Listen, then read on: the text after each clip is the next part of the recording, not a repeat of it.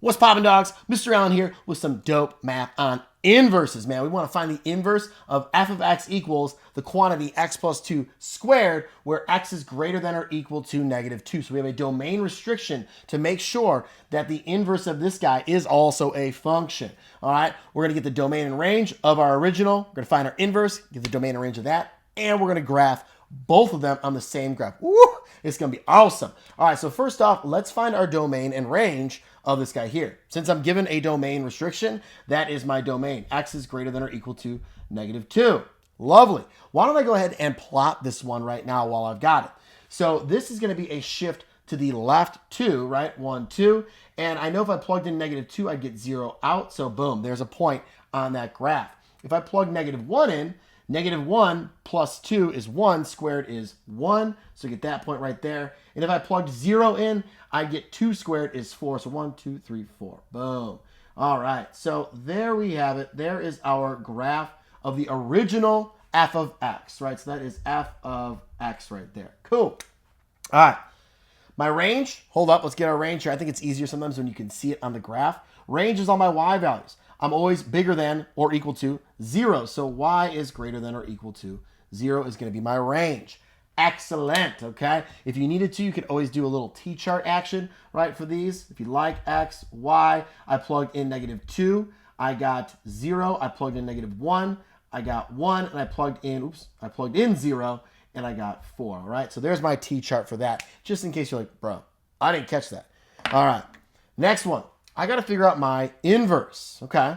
So to find our inverse, I like to first rewrite this as y equals, and then we got the x plus 2 squared. So I changed my f of x to a y. Now I'm going to switch my x and my y, so I get y plus 2 here, squared.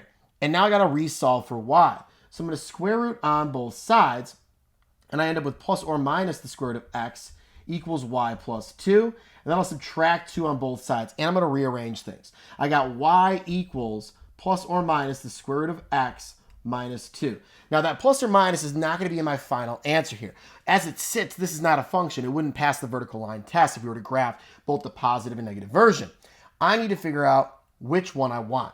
Okay, since I took the right side of this quadratic, I want the positive version of my inverse. So we are going to take the positive. So we're going to call this f inverse of x, right? That negative 1 means inverse, equals the square root of x minus 2. So that is my inverse equation. Lovely, wonderful, and fantastic. All right, we got a couple ways we can graph this.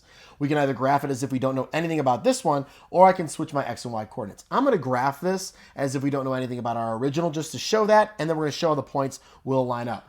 All right, so if I plugged in 0, and I'll go ahead and make a little t-chart over here, x, y. If I plug in 0 for x, I'm going to get negative 2 out. So 0, negative 2, 0, negative 2. And look at this. We had the point negative 2, 0, didn't we? The x and the y switch. That's crazy. That's crazy. All right, next one. Let's plug in 1. Square root of 1 is 1, minus 2 is negative 1. So 1, negative 1.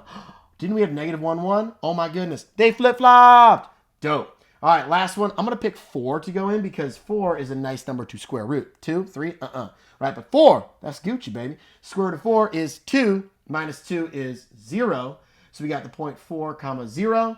We had 0, comma 4. Oh my gosh. So if I were to just have flipped these and plotted them, that works too, man. I don't even have to go through that second t-chart like I did, but I did want to show you guys. All right, domain and range. My x values are always bigger than or equal to 0. Oh my goodness, that's the same thing as the range, but I have it x is greater than or equal to 0. Flip-flop. Anyone want to guess what that range is going to be? It's going to be my domain. Y is greater than or equal to negative 2. Let's see if that checks out.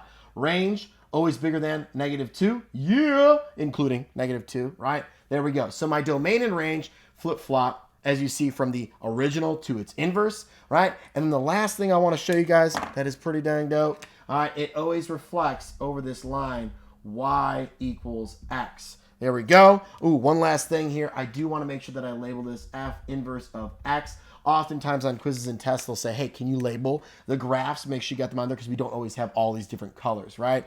There we go, man. So original, inverse, right? We restricted the domain because otherwise it'd be over here, which would make it over here as well, not passing the vertical line test. So you'll have to restrict your domain there in order to make it happen and make it be a function.